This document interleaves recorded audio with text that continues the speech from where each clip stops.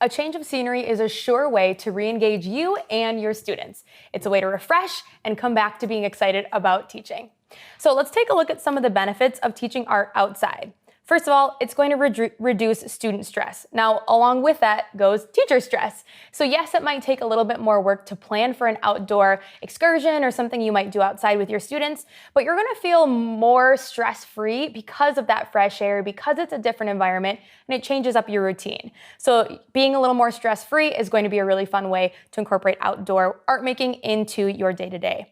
Also, it improves student engagement. So again, changing up from how you organize your classroom, going to a different space, seeing a different environment, encouraging students to lead the class in a different way. Maybe they get to choose which area they sit in outside, or you just go outside in your playground and find a different way to create outdoors is going to make sure that your students feel a little bit more engaged in their art making process. Also, it allows for more motor movement. As we know, especially our young students love to move. They are constantly in motion, and it's really great to give them an opportunity to dive into that. So if they need to just kind of take a hike, if you want to do a nature hike, if you want to get them moving with bigger motion so they're not just sitting in the art room or standing in the art room space, it's really nice to allow for more motor movement. Also, it provides easy cleanup for messy projects. If you're doing something where you're actually using natural materials outside, you just leave them outside. If you're in a forest or you're taking a walk, just toss the leaves right into the path and you're good to go.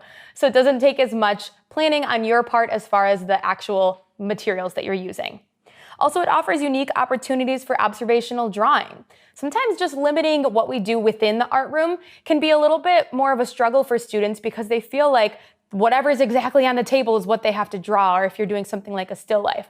But if you give them more options and let them choose outside where they might feel most comfortable, what's kind of speaking to them in their outside space, it's going to be a little bit easier for them to take some ownership over their observational drawing skills.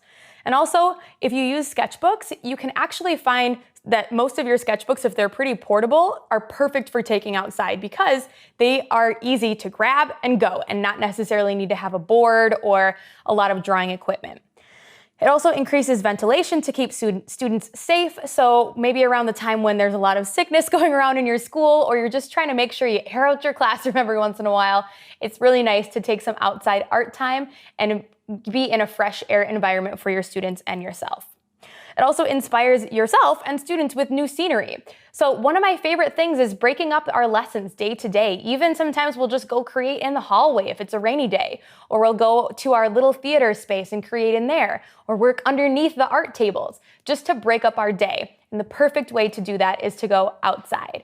So think about what lessons you're already doing that would be easy to take outside, or lessons you've been wanting to do that would be perfect for incorporating into outside art. And lastly, it's going to showcase your art program to the community.